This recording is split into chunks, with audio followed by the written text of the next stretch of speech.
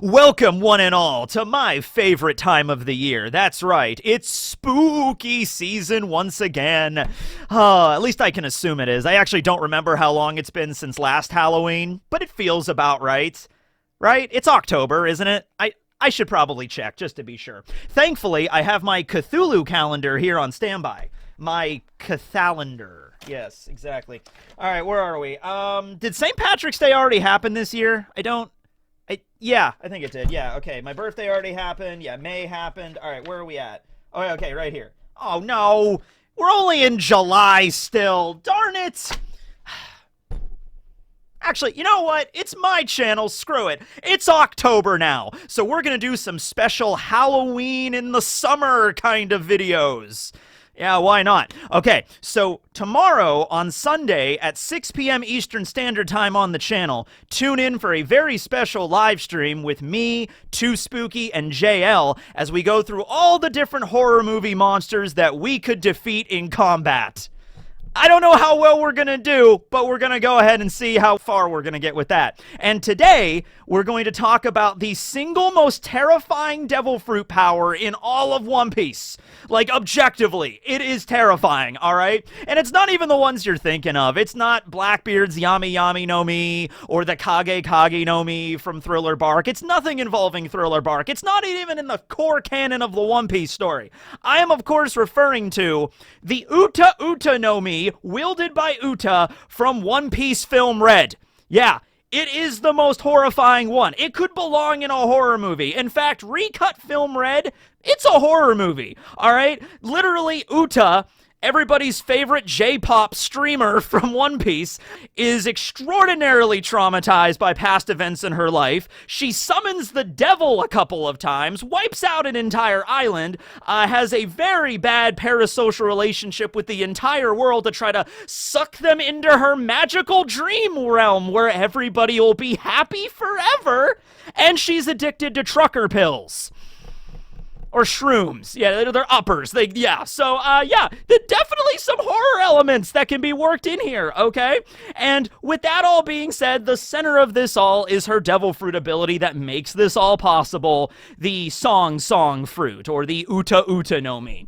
Okay, so this ability, you know what? If you've seen Nightmare on Elm Street, that's kind of this, all right? Except it's a little bit reversed in the effect of it. But the power of the Uta-Uta No Mi and how broken this is the user sings a song. Could be really any song. I mean, Uta is voiced, her singing role is Ado, who is a Japanese J-pop star, and in English, actually, she is actually voiced by Emily, who's done a bunch of covers. Unfortunately, Emily's covers were not in Film Red themselves, but, you know, go check them out. I'll leave links to Ado's playlist of stuff, as well as Emily's. I have all of their songs on my phone. They're like my playlist when I'm at the gym and everything like that, but seriously, great artists.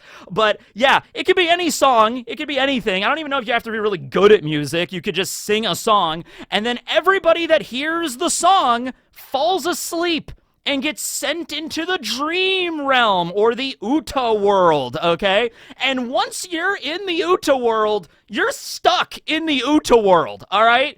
You can only leave under very specific circumstances. Meanwhile, the user of the fruit, Uta, a la Freddy Krueger, is essentially nigh omniscient and is a god while in this universe. Now, she can't quite do, like, everything. She can't just, like, snap her fingers and, like, just wipe everybody out in the Uta world. But, you know, so she can't affect your, like, will or make you do decisions that, like take that away from you. You still have your devil fruit abilities and hockey and stuff when you go into the Uta world, but she's able to bypass pretty much any rules of devil fruits. Like, while in the Uta world, she was able to shatter Bartolomeo's barrier, which is something that should just be impossible, okay? So really, it was like, hey, how can we make an incredibly broken devil fruit power without messing up all of the established canon of One Piece? I know, we'll just make the ability so broken it sucks your soul out into this dream dimension, and while you're in the dream dimension, like, yeah, devil fruits don't really work as well because Uta is basically basically God in this new dimension. Even other devil fruits that affect dimensions, like Blueno and Brûlé, are in the movie, and they can use their abilities as like pocket dimensions. Like Blueno has the door fruit, and Brûlé has the mirror fruit, so she can go into the mirror world. Like, all that stuff still exists in the Uta world, but you cannot use it to escape the Uta world. So Brûlé can go into mirrors, but that mirror world is another pocket dimension layered in the Uta world, okay? So there's really no way to break out unless you follow very specific criteria, okay? The first way to get out is if Uta just lets you out. Good luck with that, because she's really far gone on the shrooms, and she hasn't slept for like 4 days, okay? So good luck with that. The second is Uta falls asleep. So if she falls asleep in the real world, everybody in the Uta world just gets ejected.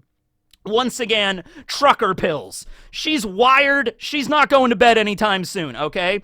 Third, you have to follow some convoluted bullshit prophecy with the summoning of an actual demon, like an actual devil demon thing called Tot Musica, which slumbers and hides inside of the Uta-Uta No Mi, or maybe the Uta-Uta No Mi, I think, is like the key that unlocks the dimension where the Tot Musica lives. So Tot Musica has to be revived and exists simultaneously in the Uta realm as well in the real world, and it has to be defeated at the exact same time on the inside and outside in order for the dream dimension to fall apart and everybody to leave safely. So this last one is a convoluted one that's added just to, end the movie. Like, oh no, Tot Musica, it's been revived. Okay, if only we had a bunch of really strong pirates in the dream world and outside the dream world. Oh, luckily we have the Straw Hats inside, and luckily we have the red-haired pirates outside. So it all worked out at the end of the day. I mean, not really. Uta died, which was really kind of sad, but, that's the other way. Oh, and by the way, in case you're thinking that you, can just kill Uta, like if she dies, you get ejected. Nope. It was clarified that if Uta were to die, whether it be in the real world or in the Uta world, everybody's just stuck in that dimension forever.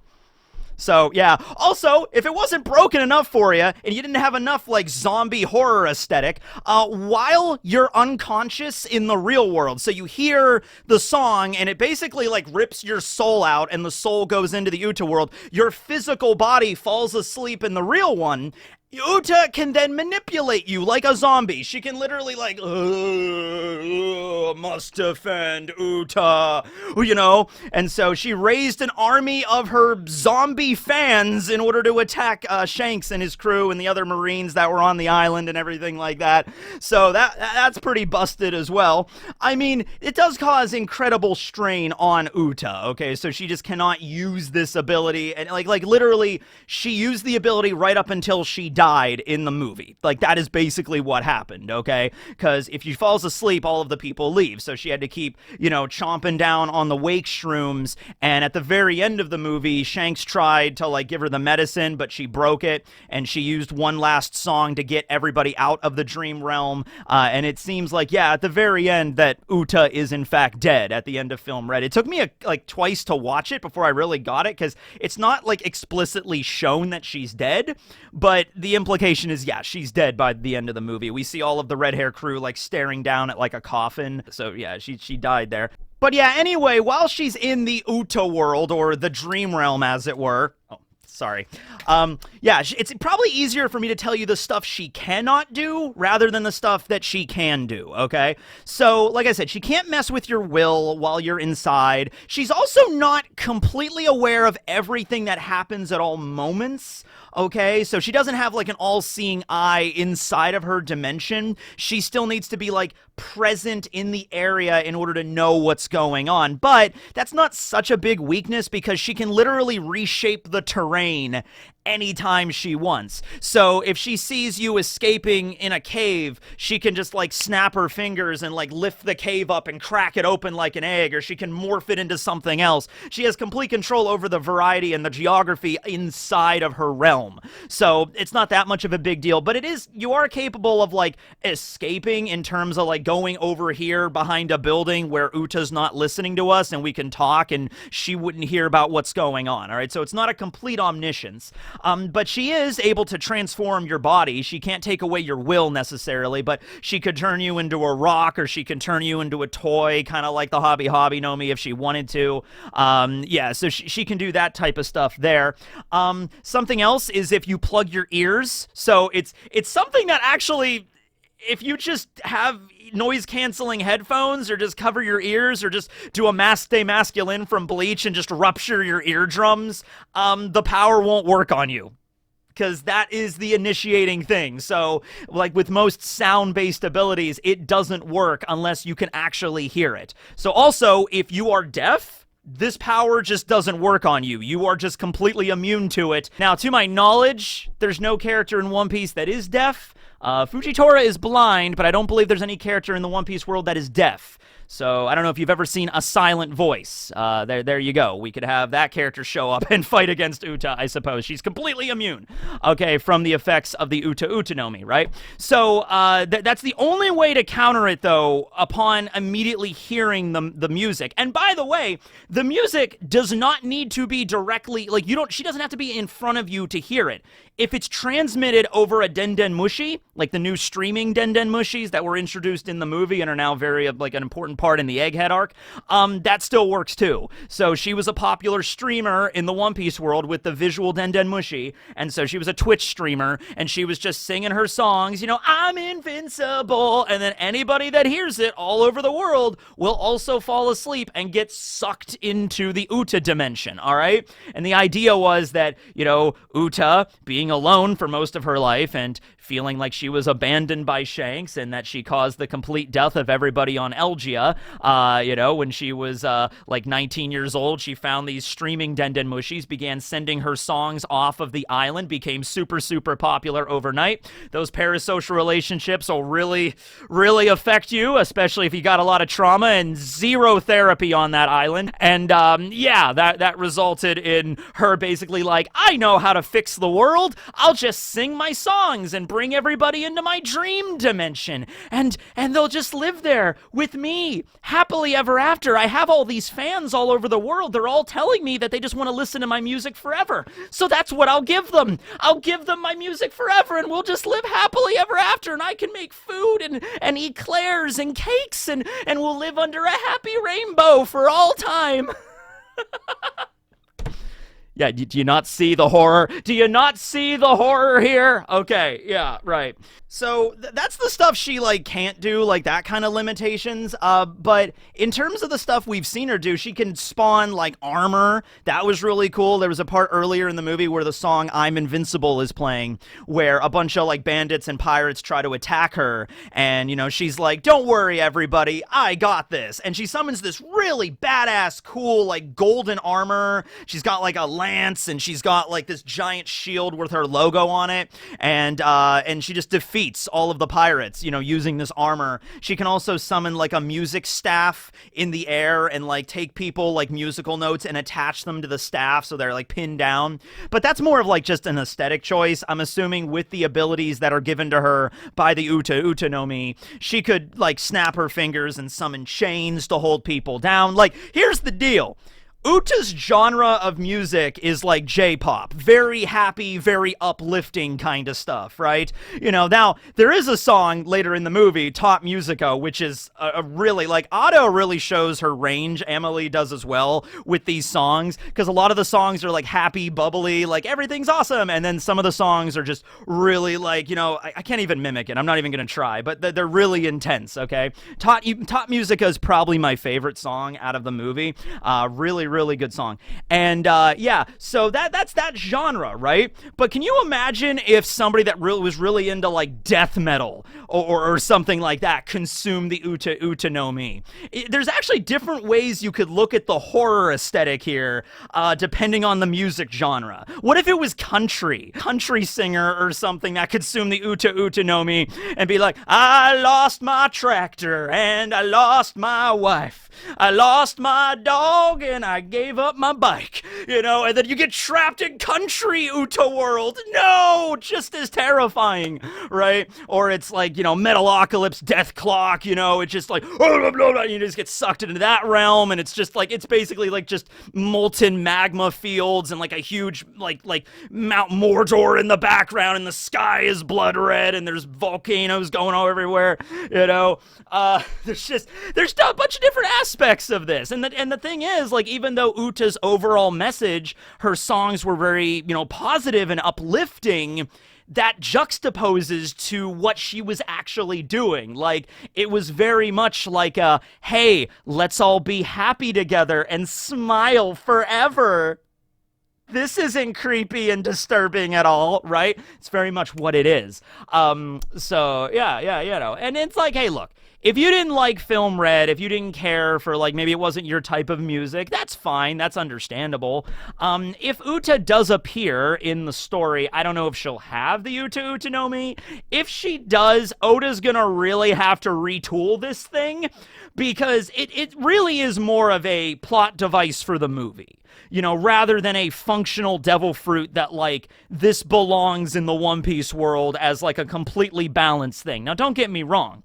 There's devil fruits in the story that are certainly very, very powerful, but nothing quite as broken as this. This is really, really broken. It's like a very built-up version of, like, Law's fruit, okay, where Law can open up a room and he can do a bunch of crazy stuff in the room, but nothing on this level. To the point where just hearing the song is enough to just instantly KO you and bring you into a pocket dimension that Uta essentially has complete control over, and can, like, turn into a super powerful soldier that can defeat any enemy or pin you down or lock you up or turn you into whatever she wants. That's pretty broken, right? So I would imagine a version of this in the One Piece world could work as well. Very similar to Scratchman Apu's Uta-Uta No Mi, which is just the sound fruit. So whereas in the case with Scratchman Apu, it's just the idea of, like, literal sound waves. That's how he fights. Okay, like, he'll use like a cymbal sound effect to, like, slash somebody, or he'll use, like, a drum on his chest to cause a big boom, a big explosion, right? Like, that's kind of how he does. Scratchman Apu also has a triangle where his dick should be. Just letting you know, that was something that was confirmed by Oda, just to let you know his whole body is a musical instrument. He's a one-man band kind of guy, right? Okay, so that's Scratchman Apu, just the aspect of sound waves. But you could also have a devil fruit like the Uta-Uta No Mi that specifically focuses on songs. Also, something to note, the word Uta in Japanese, the kanji they use for the fruit just means song or singing, but it can also be read with other kanji meaning Uta as poetry, whether it be like classical Japanese poetry or more modern poetry, okay? So this kind of adds a new layer of the ability where it's not just music, it's not just sound, it's forming a story, because that's what songs are. At the end of the day, most songs tell some form of story to the people listening to it, okay? And that story could try to elicit sadness, it could try to, like, connect with you, it could try to make your spirits uplifted, it could try to make you vent, or it could just be easy listening, or make you contemplate things. There's a bunch of different songs. So there's all aspects of that. That's what the Uta-Uta No Mi could be. So whereas Scratchman Apu's affects your physical body like damage, the Uta-Uta No Mi might be able to sway your emotions. Think of it this way.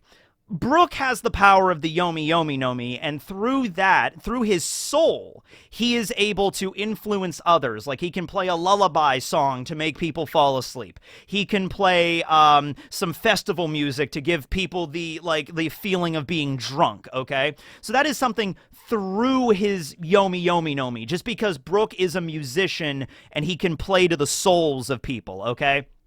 I'm thinking the Uta-Uta No Mi could do something like that, but just maybe on a more built-up level, okay? Not something that just Brook is influencing souls. It's more of just messing with their emotions, essentially, right? So the user of the Uta-Uta No Mi could sing a sad song about something, and then the person listening will become, like, entranced by that and just be like, oh, that's kind of sad. Or they could sing something really happy and fun, and that could be like, yeah, I'm energized energized now. Let's do it, okay? And yeah, I know these descriptions sound a lot like already existing devil fruits, like Perona's Horo no Mi that makes you really depressed, or Bello Betty's Pump Pump fruit that makes you really energized. So that could be maybe like one aspect of the Uta-Uta No Mi, but you could go more than that. It could be more than just Uta sings a sad song and you feel sad too. It could be a type of empathizing devil fruit, you know, like Otohime, also a character that was voiced by Amelie, interestingly enough. So Otohime had a really powerful sense of observation. She was essentially an empath.